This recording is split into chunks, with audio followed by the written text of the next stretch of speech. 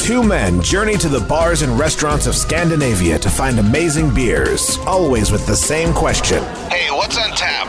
It's time to find out. What's on Tap podcast, episode 70. Coming at you. All right, and we are at the Green Lion Inn.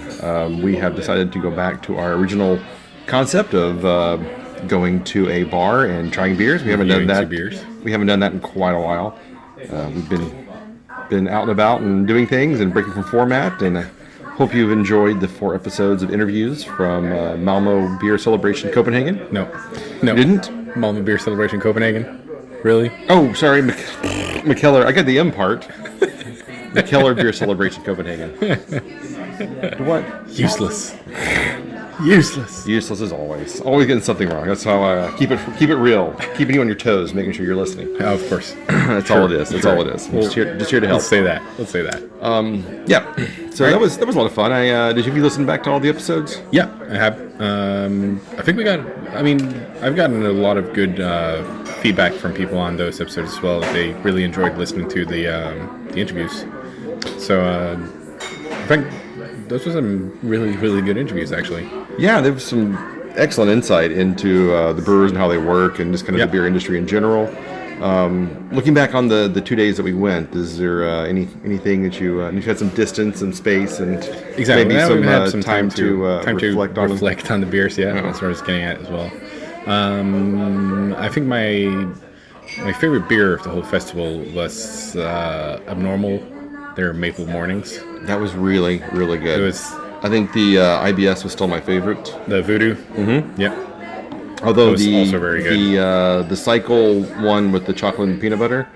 Yeah. Was so. I don't think I've ever tasted a beer that had that much like dark chocolate peanut butter. It tasted literally like I was drinking a candy bar. Yeah. It was amazing. It was really good too. Yeah.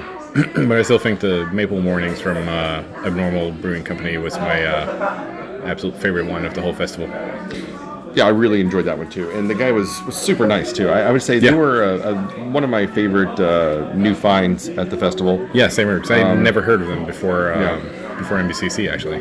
So that was a really positive find. Oh yeah, and it was great to talk to the guys from Perry Artisan and Wes and talk to Chase from American Solera. But they're both really great. And big thanks to Rolf again for talking with us and for bringing out the Chardonnay Lambic. Oh yeah, that was so good. Oh my god, also an amazing beer. But I think we got some. I got some inspiration from Fun Factory from Brad. Yeah. With the taking grape must and just pouring some gust dregs in it. Yeah. So I'm going to try doing that next, I think. Cool. Do a small batch of that. Yeah. Like a 2.5 gallon batch or 3 gallon batch. See how that turns out. Should be quite interesting. So we'll see how that goes. I look forward to trying that beer. Well, we'll see. All right, so today we are at the Green Lion Inn, which is recently reopened. It was open for quite a while. And then it closed for a little while, and then kind of unceremoniously reopened a couple of months ago. Mm-hmm. And we thought, hey, let's trek down there. It's a while away, and see what's going on with them. This is actually my first time here as well. But I mean, looking at it, has the classic English pub look. It does. They are going very traditional English pub, and they haven't updated anything since the last time it was open. I don't know why it closed. Maybe it's location, or they just. I don't know. Maybe they changed owners or something like that. But they literally just dusted the place off and reopened it. There's not a single thing I can tell that's changed. But they have a pretty darn amazing beer selection here. Yeah, I mean, I don't know if you had a chance to look at their bottles, but their bottles are really nice. Tons of local stuff. Oh, yeah? I haven't had a chance to look at the bottles yet because there's just taps everywhere. You have the classic taps and the brass. Yeah. But then you also have, they're layered on the towers next to those old taps as well. So, you have, how many taps do we have here? Well, they got 2 bars that are 16 taps. Yeah, plus then additional 4 on each side? 4 on each side, yeah. And then they got 2 of those. And like 6 or 7 cask pulls as well. Yeah, so you got 20, 40, and 46 taps, I guess? Something like that, yeah. Jesus. That's kind of crazy. So they actually have more taps here than at Malmo Tap Room. Yep. And they even have their own beer, the Green Lion Inn beer, which I don't know who brews it or where it came from, but there's actually a couple of different versions of it. Yeah, there's a green one, there's a tan one. I don't know what types they are, but I guess we're gonna have to try those next. Yeah, we'll have to give those a shot. All right. Okay. So what did we pick today? You got something from Warpig's, and I got maybe my first or second beer from Ugly Duck Brewing out of Denmark. Yep. I got the Booty Call Session IPA. Excellent. And I got the Obama American Pale Ale from Ugly Duck. Yes. I think this is the first Ugly Duck beer we have on the show. This is I can guarantee you it's the first. Yeah. Well, yeah. I've seen them around. I haven't really tried them very much. So this might be my first Ugly Duck as well. I'm not really sure. I tried them when I worked in Copenhagen, and I remember I wasn't overly impressed by them back then, but I know that they've had, I think it was a vanilla rye porter that I've tried before that was really nice, and but I haven't really enjoyed any of their lighter stuff as far as I recall. Okay. So, but it's going to be exciting to try something new from them now. See if they've improved over since last. Yep. All right. So we'll start with what you picked, which is the Warpig's Booty Call. Warpig's Booty Call. Excellent. And do you remember the 4.6 or 4.9%? Are you sure? I thought that was the Little Drunk Baby. I thought that was 5.4. I'm pretty sure it was lower. All right. Well, you have a phone. You can look it up. Well, yeah. So while you do that, it's a very goldeny, hazy IPA. It's 5.8. Oh, it's 5.8. 5.8, so I was closer. Well, the little congratulations. I like being more correct than you. That's all that matters. That's okay. So let's have a look here. What we... Look it up. Come on. Get with it. Yeah, it's a 5.8. Yep. It has, well, an average of 3.75 out of almost 2,000 ratings. Yeah. So it's a decent session IPA. Yeah, I would say it's pretty well rated. Yeah. And I mean, Warpigs know their hoppy stuff also, so yeah, this should be quite pleasant. All right, well, let's give it a taste.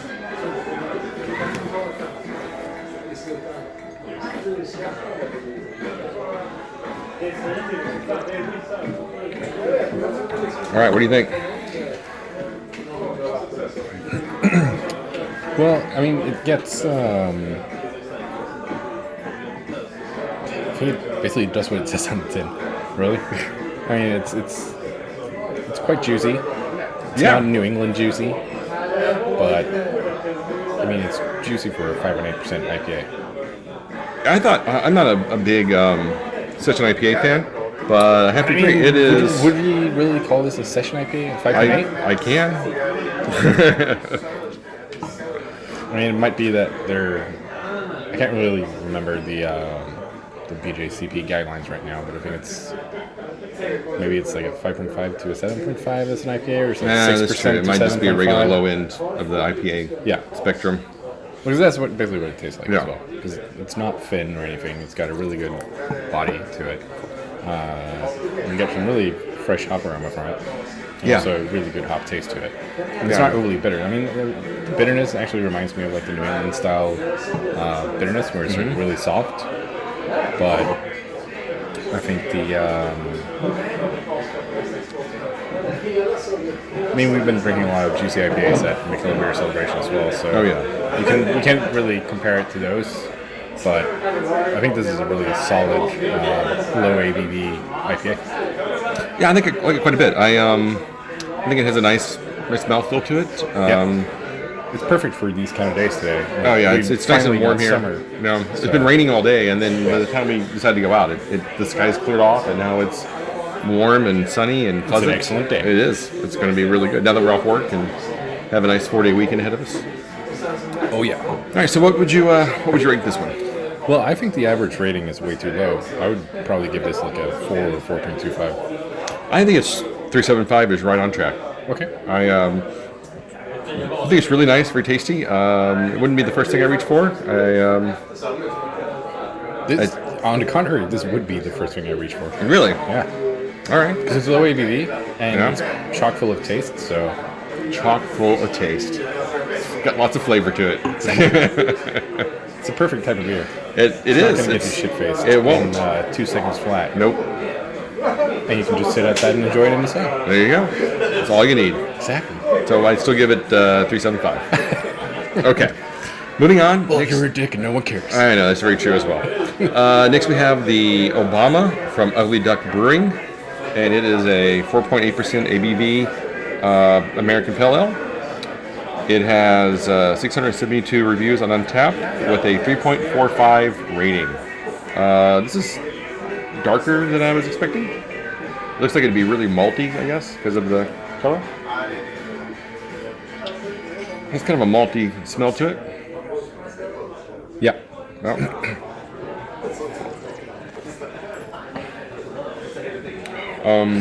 It's kind of fruity tasting. It's a little bit fruity. It's a little bit fruity. Kind of a nondescript fruitiness to it. Nondescript fruitiness? I don't know how you would describe it. Like if you ever chewed like fruit flavored gum, it's just like fruit. Oh no, I have not tried that before. No? I don't know. Well, usually most of the gum here you use like pear or strawberry or licorice.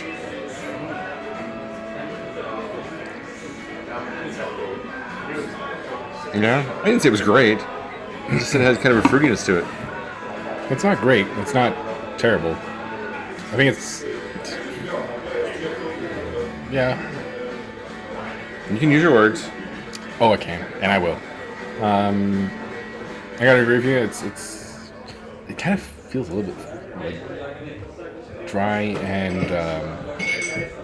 Well, they described it. They used Eldorado hops for this brew, a unique hop that gives hints of cactus flower and pear. I guess it's the pear that I would say is the fruity. That's one you pick up. The generic fruity flavor that I was alluding to. Yeah, but it's. I don't know. I'm not very fond of it. I got that from your overall lack of excitement in your voice. It's a beer. Thank you, Eeyore. We appreciate your input. Oh, bother. No, I think it's what you said. That it's a little bit too malty for me. Yeah, I'm not crazy about it. I have to say this is probably one of the lesser beers we've had on the show. Yeah. It's too malty, and it's a little bit like too dry on your tongue. And it's really bitter. It feels like you have like flour on your tongue. It comes like it really dries the mouth out. Yeah. Like I said, it has a very bitter aftertaste to it, I think. Yeah, it's too bitter. It's too dry. It's too dark. It's 3 strikes, you're out. Okay, so. Well, I think for me, 3. 3? Yeah. Yep, that's about how I feel about it. I was almost teetering to 2.75, but I'd go 3 on this one. I much prefer their stouts and porters. Yeah. I have to say, it's still not impressed by their pale beers, unfortunately. Well, we'll have to. We should try some of their darker stuff on the show sometime. Yeah, definitely. If we can find it, we'll give it. Next time we're in Copenhagen, we'll have to see if we can find something. Well, there's a bunch around there, so. In Copenhagen? Oh yeah. Yeah, they're everywhere. Yeah, I know. So many places. So many places. So many places. It will help. We'll have to make another trip back to Copenhagen and hit some new places. I'm going on Friday. So. I know. It doesn't do me any good, does it? Well, it does me a lot of good. I don't think Paulina wants me to tag along with you guys. No, you're not allowed to. I can just shadow you from a distance. Yeah, that would make a difference from any other day. Always around, just in the corner, just kind of like hiding behind things. Just in the corner of my phone all the time. Yeah, I know. You haven't turned that feature off on the Facebook things? Oh, the chat heads? Yeah. It's an excellent feature. Oh, it's horrible. Why? It's the worst thing ever. Why? It's great. No, I hate that thing. Well, you hate everything. I don't hate everything. I just particularly hate the chat heads thing. It's just like, it's just in the way. Like, I don't look at my phone and have to see your stupid face at the same time. Well, it improves the look of your phone. It does not. It degrades my phone. That's a lie. Okay. Well, check us out online at What's on Tap Jesus Christ. What's on Tap Podcast. Thank you. You need to slow down. Apparently, I've been talking too fast recently. I've been told. You can also find us on Instagram, Facebook. Come on. You can do it. iTunes. It's only the 70th episode. Yes, I know. But you usually say all these parts, so I don't always pay attention at this point. Stitcher, iTunes. Stitcher, yep, Instagram, iTunes. Facebook. There you go. Yeah. I missed Stitcher. I got the rest of them. What? I missed Stitcher, but I got the rest of them. There you go. All right. So. You're a good boy. Thank you. You scratch me behind the ear? You scratch me on my tail? Just a little bit. Yeah. You know how I like butt rubs. We'll see. Okay. So until next time, keep drinking.